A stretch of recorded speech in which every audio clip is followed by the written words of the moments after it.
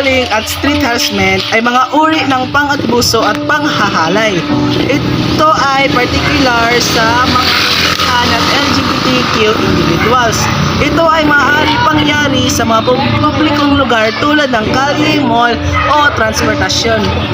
Catcalling o ang pagtawag o pagbigkas ng mga masakit o nakakahiya na salita o piralala sa isang tao. Particular na sa mga kababaihan habang sila ay naglalakad o nagtrabaho sa publiko. Street harassment sa kabilang banda ay isang mas malawak na termino na tumutukoy sa anumang uri ng pangabuso, pangahalay o panghihipo sa isang tao sa publiko. Ito ay maaaring pangyayari sa pamamagitan ng mga salita, kilos o mga gawaing makapipinsala. Ang catcalling at street harassment ay mga uri ng pangabuso na maaaring magdulot ng pagkabahala, takot at trauma sa mga biktima. Kagaya ng karahasan na narasan ng dalaga. Panoorin natin ito.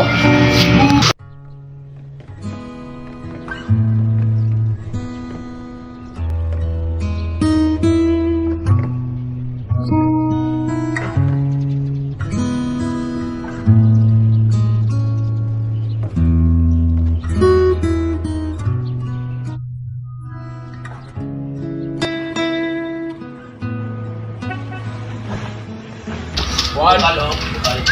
Damarik. Hindi ka ba mamaya? Ay, mag-open ka na. Pick up din ka ba?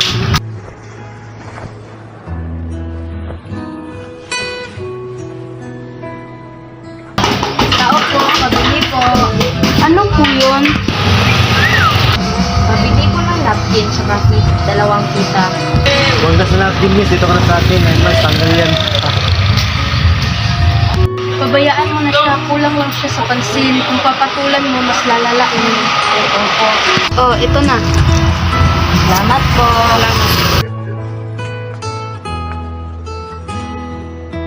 Miss, tama ka na sa akin. Ganda mo pa naman.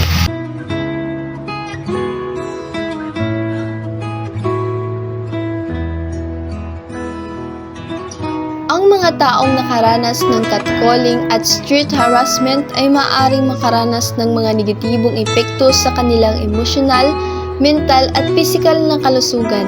Sila ay maaaring makaranas ng takot, kahihiyan at pagkakahiya na maaaring magdulot ng depresyon, anxiety at post-traumatic stress disorder or PTSD.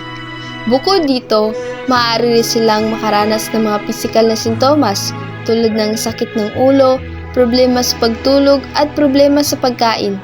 Ang mga epektong ito ay maaring magpabago sa kanilang pag-uugali, relasyon at kabuuan ng buhay.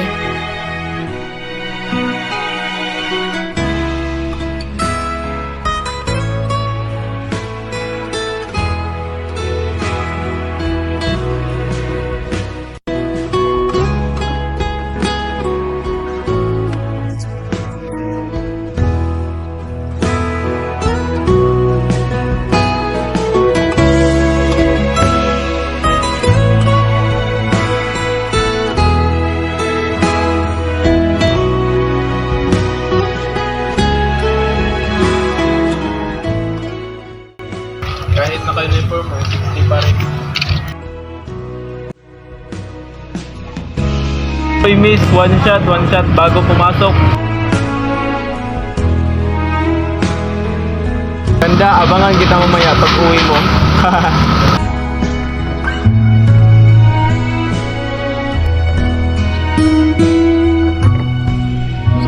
Ang mga tao ay maaaring gumawa ng catcalling at street harassment dahil sa iba't ibang mga kadahilanan, tulad ng kawalan ng paggalang sa ibang tao, kawalan ng kaalaman tungkol sa mga karapatan ng kababaihan, at kultura ng patriarkiya na nagbibigay daan sa mga ganitong uri ng pang-aabuso.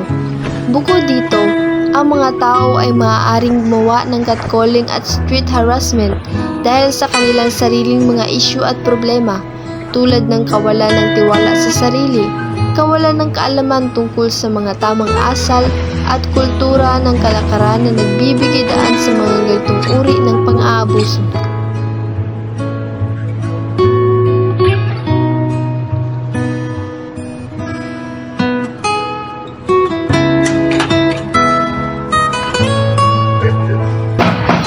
pre, tingnan mo, ganda oh. Oo nga, sexy din. Sexy, minsan lang to. Sama ka na. Mula ulo hanggang paa, perfect hindi kaya ko.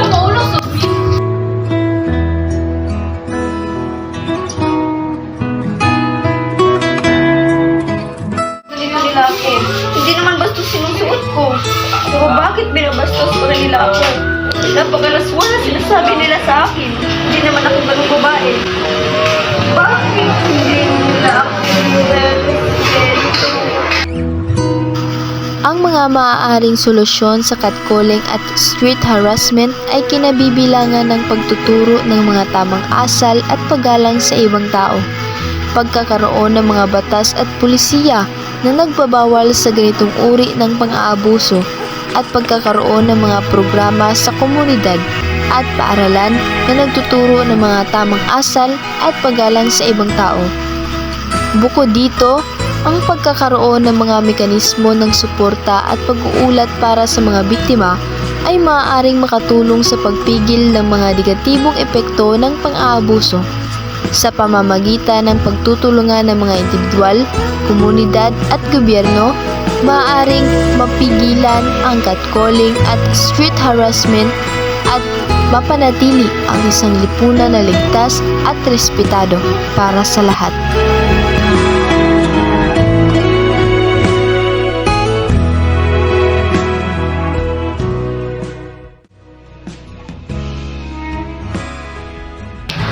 Ganda din ako ng lagyan.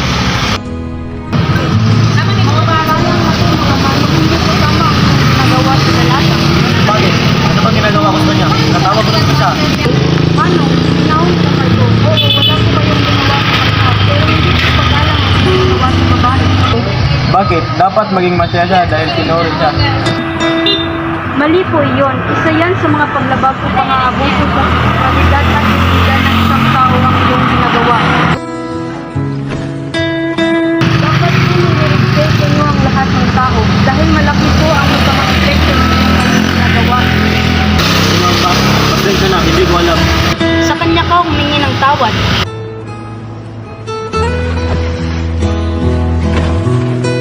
Pasensya na sa ginawa namin. Wala man naman ako kalam-alam.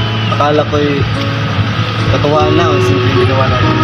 Masama, hindi ko akalain na masama pala ang ipin ng sarili. Pasensya na. Sana hindi na mauulit iyon. Po kayo. Maraming salamat kaya sa nakakabusog na hindi ko na ito gagawin. At sa ibang tao man. Mabuti kung gano'n. Kasi may batas para dito kapag ito'y inyong nilabag. Ano iyon? Mga batas: Republic Act No. 7877, Anti-Sexual Harassment Act of 1995. Ito ay nagbabawal sa mga gawaing pang-aabuso sa lugar ng trabaho, paaralan at iba pang mga pampublikong lugar. Republic Act No. 9262, Anti-Violence Against Women and Their Children Act of 2004. Ito ay nagbabawal sa mga gawaing pang-aabuso sa kababaihan at kanilang mga anak, kabilang ang catcalling at street harassment.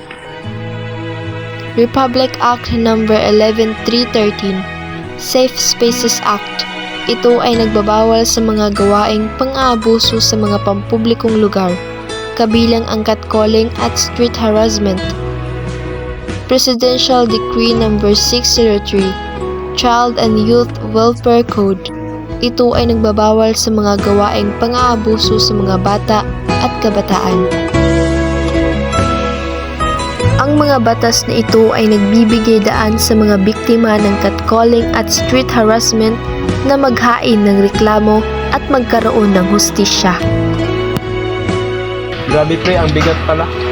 Oo nga, maraming salamat dahil sinabihan mo kami. Maraming salamat talaga. Sa susunod, kapag nakaranas ka ulit ng ganito, huwag kang mahiyang magsumbong sa autoridad. Opo, maraming salamat po sa pagtulong sa akin.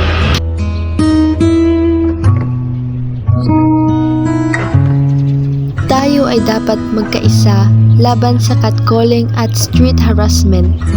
Huwag nating hayaan na ang mga gawaing pang-aabuso ay maging normal sa ating lipunan. Magpakita tayo ng respeto at paggalang sa ibang tao. at huwag magpahintulot sa mga gawaing pang-aabuso. Kung nakakita ka ng mga gawaing pang-aabuso, mag-ulat agad sa mga autoridad at suportahan ang biktima. Mag-organisa tayo ng mga kampanya at aktibidad upang maiangat ang kamalayan tungkol sa isyu ng catcalling at street harassment.